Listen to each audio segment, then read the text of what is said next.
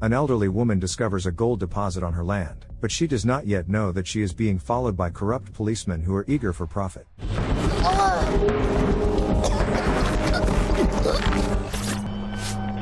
An old woman runs into a mine in a pouring rain. She has prepared a memorial meal for her son, who did not survive an accident in this mine. The woman tearfully says that his daughter Yang Soon has grown up to be a healthy girl and asks for his soul to rest in peace. On her way back, she notices a bright glint on a rock and realizes that she has found a deposit of gold. The happy old lady immediately calls the police station to tell them about her find. Officer Myung reluctantly arrives to the call and scrapes the gold off the rock. He dismissively informs the elderly woman that she has found a yellow stone that people mistake for gold. The smile on her face changes to disappointment. Soon it becomes clear that Myung has deliberately deceived the gullible old woman. He returns to his car and calls his brother in Seoul. The officer suggests that he come to the village and hunt for gold. A former miner named Moon awakens from nightmares related to the mining accident.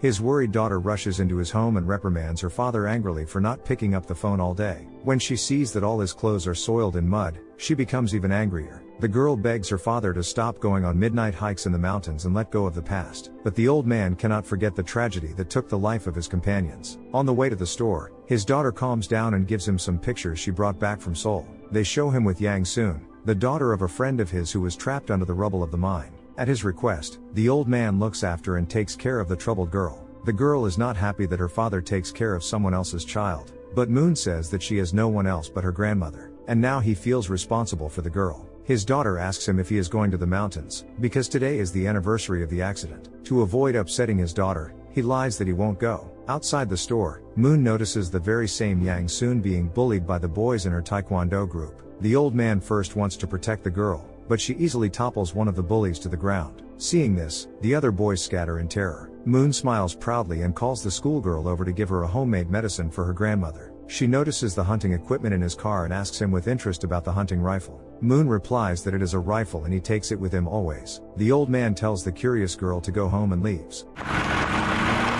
On his way, Moon notices an armed group of men who are also outfitting themselves for a hike in the mountains. Dong, the twin brother of the police officer, has assembled a team of gold diggers, which includes bandits and even an officer. One of the gold diggers warns the leader of the group that an unknown creature with white hair is roaming the mountains, tearing deer to pieces. But Dong is not frightened by the locals' tales, for a fortune is waiting for him there. Moon and Myung's cars nearly collide on the road to the mountain. The officer warns the old man that a landslide has come down and it is impossible to climb up. His words seem suspicious to Moon and he decides to check for himself. The entrance to the mountain is indeed blocked by a fence, but several cars are parked behind the fence. The man is still determined to go up the mountain. He takes out his hunting equipment when suddenly he hears the sound of a shot being fired up in the mountains. On the way to the mine, one of Dong's gold diggers has shot a wild boar for fun. Moon decides to follow the group, intending to find out what brought them to the mountains. Once there, the team checks the rock with a metal detector. The sensor readings go off the charts, meaning that the entire mountain is full of gold. The men are thrilled beyond words and are already planning what they will do with their piece of the loot. But their amusement is interrupted by an old woman who discovers that the police officer has deceived her. She informs those present that the land belongs to her son.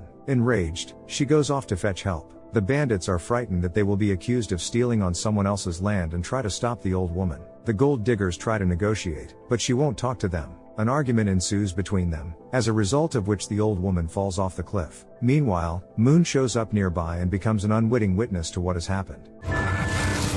Events are taken back 15 years, where Yang Soon's father trashes a realtor's office in a rage. They tricked his wife into selling her land in the mountains, which is uninhabitable. At night, the sobbing woman apologizes to her spouse for all the trouble she and the troubled Yang Soon bring. However, the man reassures his beloved and says that he will work in the mine for a few more years to buy new land. The next day, Yang Soon's mother inspects her property, wondering if she has made a mistake. Deciding to stay on the land forever, she ends her life early. Meanwhile, in the present, Myung is sitting in the police station, nervously awaiting news from his brother. The police chief detective's son is worried about Moon, the sole survivor of the mining accident from 15 years ago. He is concerned that the old man walks alone into the dangerous mountains, and could have gone there today on the anniversary of the tragedy. The group of gold diggers go down to find the old woman, who is passed out after falling. The clerk, June, reminds the leader that the woman can claim her rights to the gold patch of land. Dong decides to get rid of her and stage the whole thing as an accident. The terrified crew silently allows him to do so. Suddenly the voice of Yang Soon is heard in the woods, looking for her grandmother. The gold diggers immediately head in her direction to get rid of the other witness. Moon also runs to the girl, trying to call the police and Detective Sun, but can't reach anyone because of the poor connection.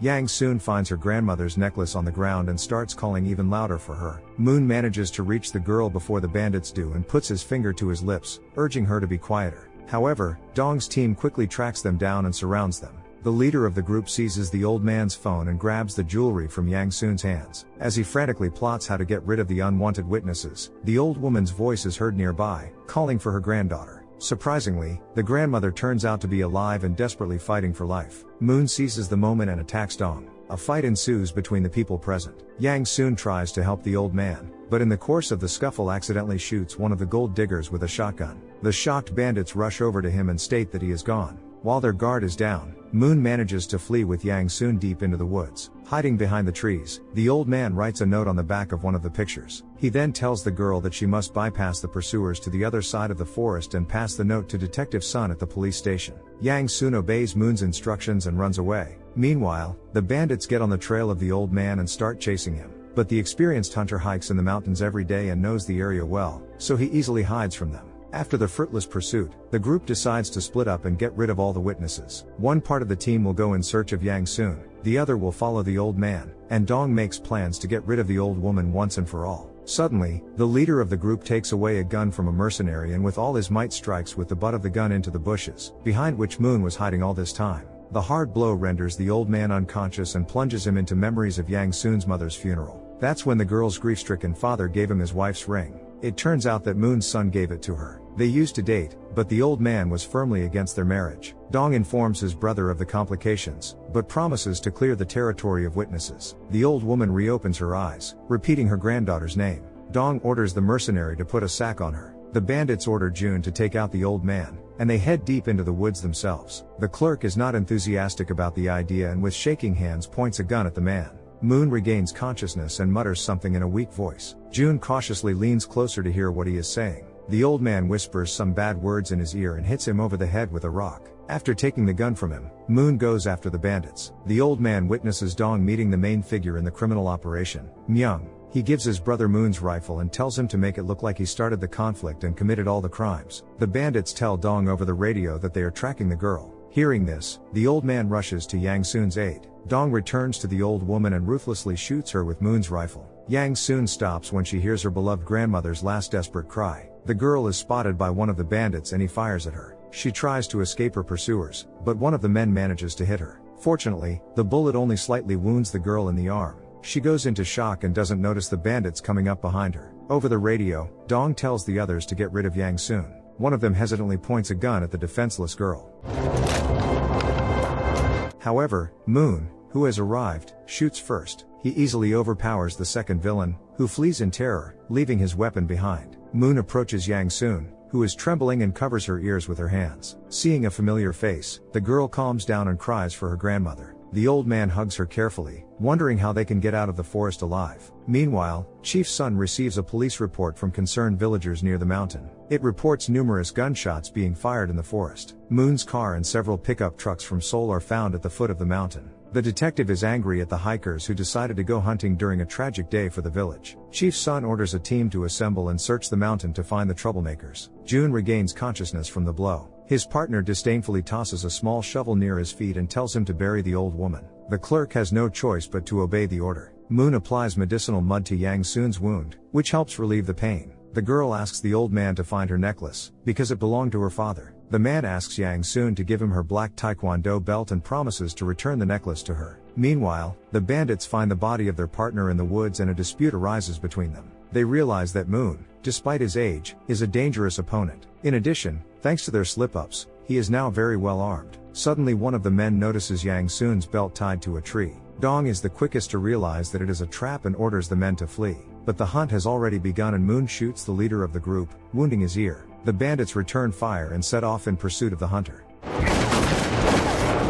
The gunfight continues by the river. Hiding behind a rock, Moon shoots at his opponents relentlessly, but they manage to dodge the bullets. Moon tells the two bandits to sneak around the old man from behind while he draws his attention to himself. However, the old man notices their movement and shoots one of the villains in the leg. Seizing the moment, Moon changes position and hides behind a pile of broken branches. Dong and the others return fire, but but all the bullets land in the trees. One of the bandits decides to go straight for the old man, but slips and hits his head on a rock. Moon manages to escape unnoticed into the woods. Wounded in the leg, the bandit refuses to continue his dangerous mission. He is sure that they will not get a permit for blowing up the mine, and he thinks that further pursuit of the gold is meaningless. Unexpectedly, he is shot by June, who finally gets his hands on a weapon and an opportunity to subdue the traitor. Dong and the rest of the team set out in pursuit of the old man and the girl. Moon arrives at the spot where he left Yang Soon and discovers that she has escaped. Wandering through the mountains, the girl sees visions of her father and the miners. Fortunately, the old man manages to find her. In the meantime,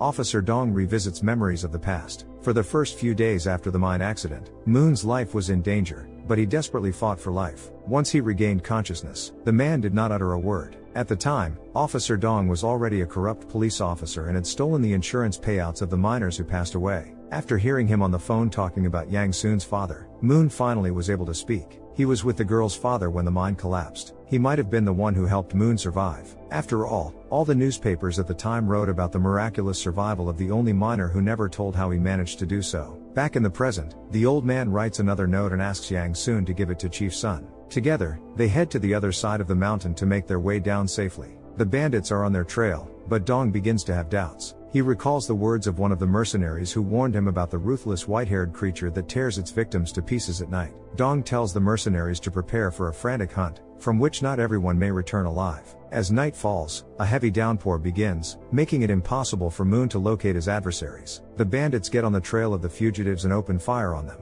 They manage to hide behind the trees, but the shots cause Yang Soon to have a seizure. One of the bandits takes his victims in his sights, but his gun runs out of ammunition. Yang Soon desperately tries to protect the old man and rushes at the gunman screaming, but he hits her with the butt of his gun. Moon, enraged, knocks the villain to the ground and wounds his head. June shoots at him, so the hunter dashes at him with lightning speed. He bites into his throat like an animal, intent on severing the carotid artery. Dong notices what's happening. He says it all makes sense to him now. The old man is not a man, but the creature that the other bandit mentioned. The frightened June orders him to shoot the old man, but the gang leader gets rid of the annoying clerk, tired of his orders. The bandit, with a wound on his face and a mad look, points a gun at Moon, but Yang soon rushes at him again and hits him in the head with a shotgun. Dong tries to hurt the girl, but she topples him to the ground with a taekwondo move. Yang soon gives Moon his rifle back, and falls at his feet exhausted. Dong aims to shoot them, but the old man shoots him first. The surviving villains are forced to flee. Moon throws Yang Soon on his shoulders and carries her to the mine, which is associated with his worst memories. He builds a fire and wraps warm clothes around the girl, but she does not come to her senses. The old man cries and speaks into the darkness of the mine, apologizing to her father. He could not fulfill his friend's last wish and take care of his daughter. Suddenly, Yang Soon comes to her senses. She tells him that she met with her father and he told her that Moon was not to blame for anything. The happy man cries and hugs the girl. Meanwhile, a team of policemen search the woods and find a fifth male body. Upon reaching the cliff, they are surprised to find deposits of gold and the buried body of the old woman who was trying to crawl out of the ground. Moon sets out again on a hunt to clear the mountains of bandits. He is distracted by a cry for help from one of the villains and falls into Dong's trap. He points a shotgun at his head, but the old man manages to intercept the weapon and pin the bandit to a tree using it. After a brief struggle, Dong manages to throw his opponent off, after which he brutally beats him. The man points his gun at him again and this time manages to get a shot off. The sound of the gunshot is heard by the group of policemen and they head deep into the woods. Myung smokes nervously in the car and does not answer Chief Sun's call. Dong and his mercenary go to the river to catch their breath. The wounded bandit threatens the leader with a knife and says he is no longer going to take orders from the two corrupt brothers. Suddenly they hear some rustling in the woods and then a shot is fired. The wounded mercenary falls into the water. Dong jumps off as well, in order to get away from the shooter. He looks around terrified, ordering the attacker to show himself. At this point Moon emerges from the water behind him.